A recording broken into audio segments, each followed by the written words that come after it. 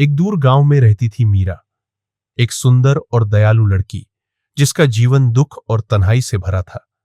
उसकी मां बचपन में ही गुजर चुकी थी और अब वह अपनी सौतेली मां कुंती देवी के साथ रहती थी।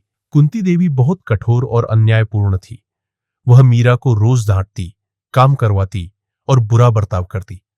गांव वाले भी मीरा को निरर्थक और बेवकूफ समझकर उसके दिल को ठेस पहुंचाते। फिर भी मीरा के सपने बड़े थे।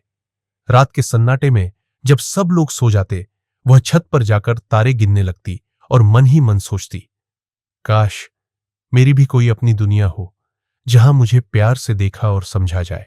हर दिन वह अपनी छोटी सी बकरियां लेकर पहाड़ों पर चराने जाती, पर कुंती देवी उसे रोज धमकी देती, अगर एक भी बकरी खो गई तो तुझे रोटी भी नहीं मिलेगी। एक दिन मीरा बकरियों के साथ पहाड़ के किनारे पहुंची।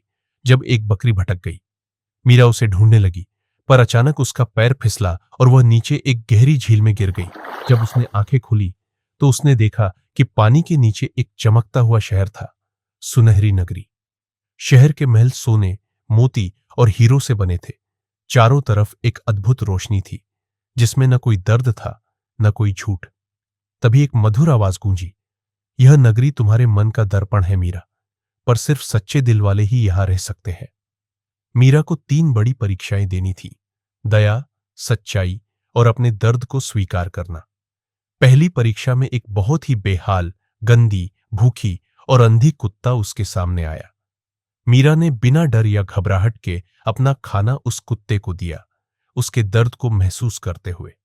दूसरी परीक्षा में एक शीशे का बर्तन था जिसमें चमकता हुआ सोना था, लेकिन वह सोना एक लहर की तरह था जो पानी को शुद्ध कर सकती थी। मीरा ने सोना छुआ भी नहीं, बल्कि उस बर्तन को पानी से भर दिया ताकि वह शुद्ध पानी बन जाए जिसे उसका गांव पी सके।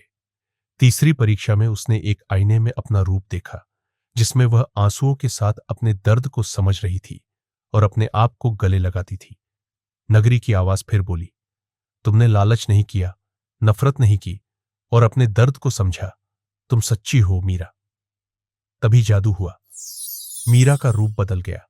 वह एक रानी की तरह चमकने लगी। उसके कपड़े शाही वस्त्रों से बदल गए और वह एक चमकती हुई देवी जैसी दिखने लगी।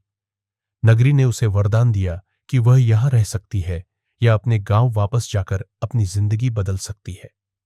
मीरा ने अपने गांव वापस जाने का फैसला किया। जब वह गांव पहुंची तो सभी लोग उसे पहचान नहीं पाए।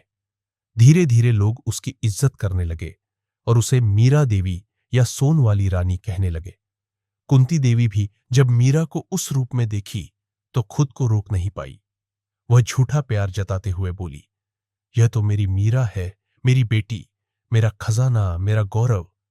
पर मीरा ने उसकी बात ध्यान से सुनी और शांत स्वर में कहा, तुम्हारी बातें सच नहीं है कुंती देवी, तुमने कभी सच्चा प्यार नहीं दिया, पर मैं तुम्हें माफ करती हूं क्योंकि माफ करना ही सबसे बड़ा गुण है। कुंती देवी की आंखों में आंसू आ गए और उसने अपनी गलती महसूस की। मीरा ने अपने गांव में एक पुस्तकालय और पानी का कुआं बनवाया जिससे सबको फायदा हुआ। कुंती देवी भी बदल गई और अब बच्चों को पढ़ाने लगी, सबका ख्याल रखने लगी। गांव में खुशी और शांति का माहौल बन गया। मीरा सबको प्यार और दया की सीख देती थी, बिना किसी भेदभाव के। रात को वह आसमान की तरफ देखकर मुस्कुराती थी और सोचती थी, मेरा सपना अब मेरे सामने है और मुझे अब किसी शहर की जरूरत नहीं। इस कहानी का सबसे बड़ा संदेश है, जो अपने दर्द को समझकर दूसरों को माफ करता है वही सच्चा सोना पाता है। ऐसे इंटरेस्टिंग कहानी सुनने के लिए सब्सक्राइब करें हमारे चैनल रोचक कहानी को।